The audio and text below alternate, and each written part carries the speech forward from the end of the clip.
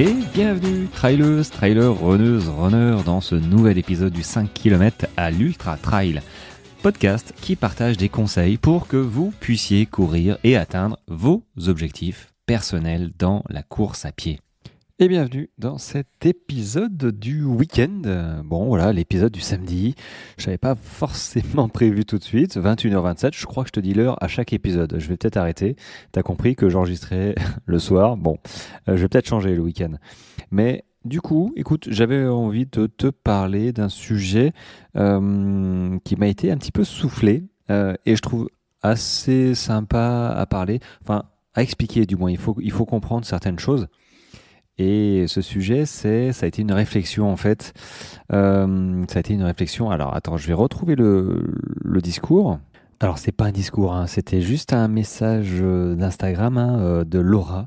Laura que j'ai interviewée sur le podcast, qui a bien marché parce que voilà, elle a été, je trouve, inspirante et elle a inspiré pas mal de femmes, donc c'est très bien. C'est le but. Si tu n'as pas écouté son podcast, je te mettrai le lien du podcast. C'était il y a quelques jours finalement. Donc Laura, elle me dit, écoute, elle a constaté que sur son 57 km samedi, elle a couru avec une amie, elle est arrivée 1 heure avant elle. En fait, elle avait plus marché qu'elle. Et c'est assez intéressant de s'en rendre compte. Je trouve ça même bizarre au début. Tu sais, elle m'a dit, j'ai plus marché qu'elle et je suis arrivé 1 heure avant. Et c'est cool. C'est cool de se dire qu'on peut marcher tout en arrivant finalement avant, tout en ne courant pas tout le temps. Et enfin, il y a des explications pour ça. C'est un petit peu aussi courir, s'entraîner vite, courir vite tout le temps pour aller vite en course. Tu vois, ça paraît logique. Alors que finalement, ça va te fatiguer si tu cours vite tout le temps. Tu vas te crever, tu vas te blesser. Et c'est pas comme ça qu'on s'entraîne. Et là, en fait, cette façon de penser en disant, si je marche, je perds du temps. Alors que pas du tout. Finalement, tu vois, elle est arrivée 1 heure avant.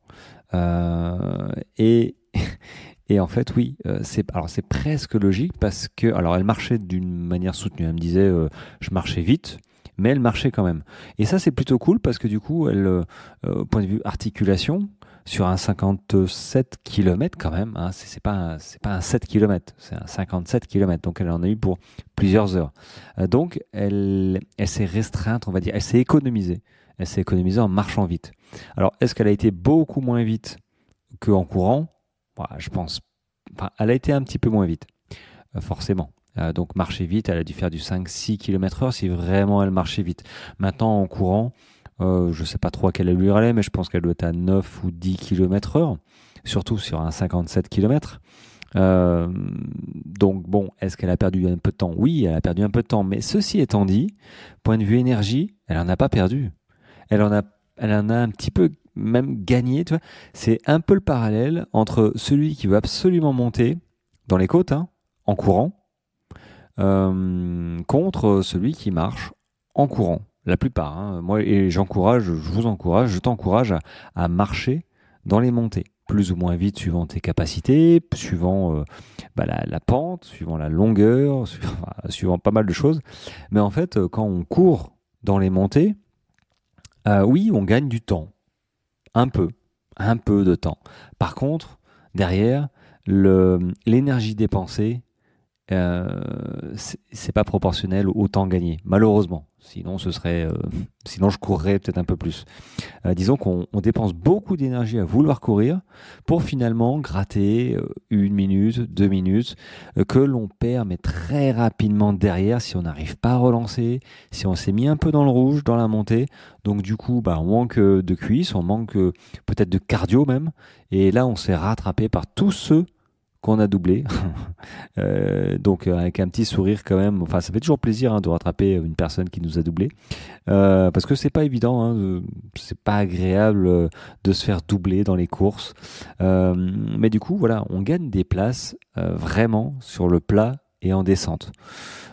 Et donc, ce parallèle-là de courir en montée, finalement, ça peut être aussi appliqué sur du plat, entre marcher vite, alterner marche rapide et course, par rapport ou contre une personne un coureur ou une coureuse, qui veut toujours courir.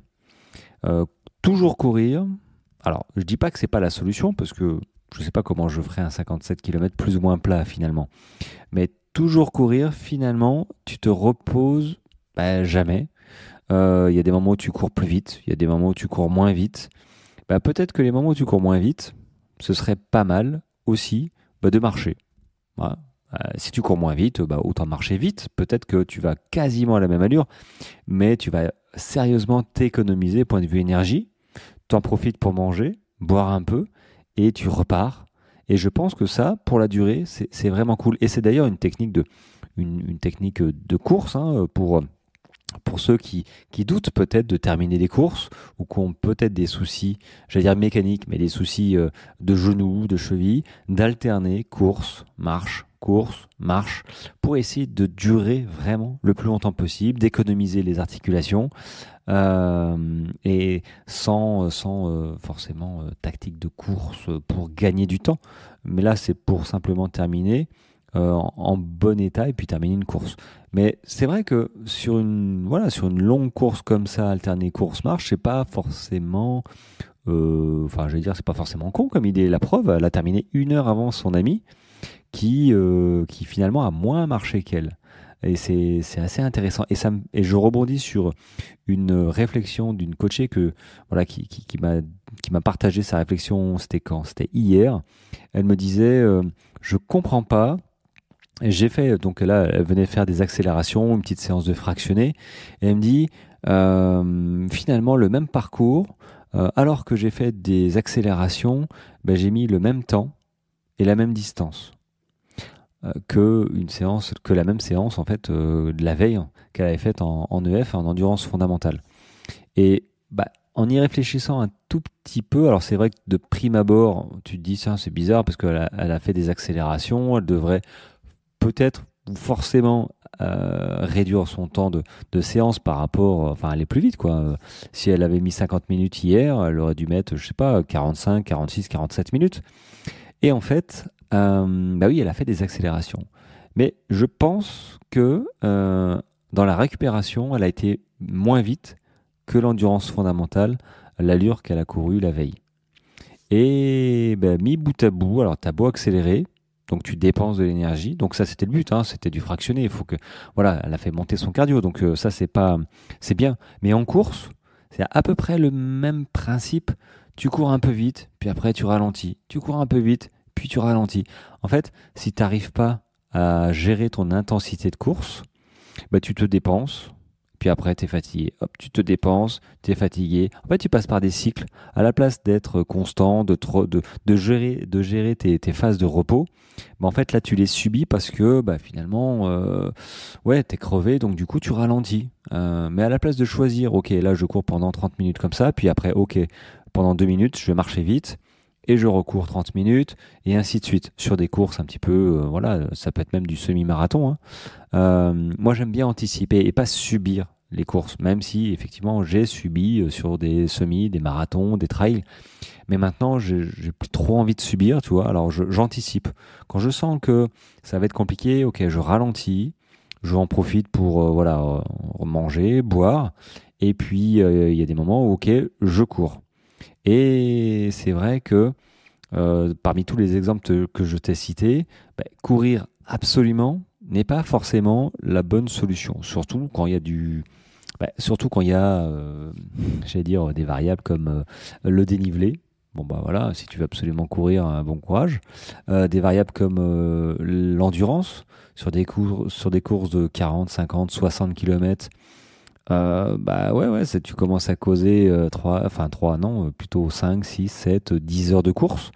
Donc là, il faut gérer son intensité de course. Et c'est vrai que avoir une petite stratégie de, ok, marcher un petit peu, courir beaucoup, marcher un petit peu, courir beaucoup. Alors, je connais pas le prorata de Laura, hein, combien de temps elle a marché par rapport à sa copine. Mais c'est vrai que c'est intéressant. La course à pied, c'est pas toujours courir. La course à pied, c'est de terminer. Alors après, chacun a sa motivation, mais c'est de terminer en bon état, le plus rapidement possible, mais le mieux possible, hein. Et puis de terminer surtout. Parce qu'il y a des courses où on termine pas parce que ça a été mal géré. Le gars il s'est cramé en montée, donc du coup après il n'y a plus personne. Ou il s'est cramé à vouloir absolument courir à telle allure et puis il a galéré à terminer la course. Je pense au semi, je pense au marathon où tu te dis ouah, jusqu'à la moitié de la course généralement ça va et puis après il n'y a plus de gasoil, l'entraînement se paye un peu cash. Et là, c'est là où la stratégie de course, de potentiellement marcher un peu et puis courir beaucoup, hein, ça a toute son importance et ça peut très bien amener à terminer une course en meilleur état et plus rapidement, comme Laura l'a fait, par rapport à des personnes qui veulent absolument courir. Je parle pas de gens entraînés.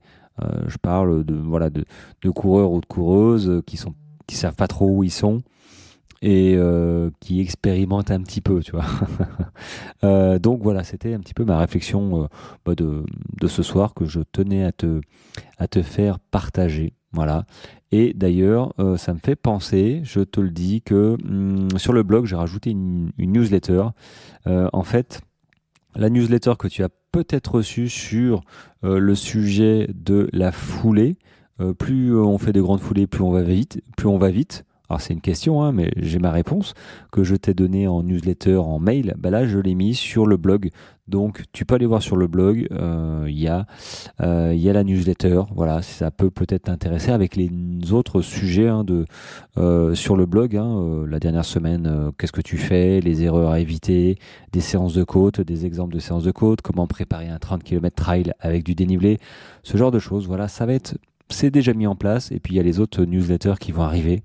Voilà.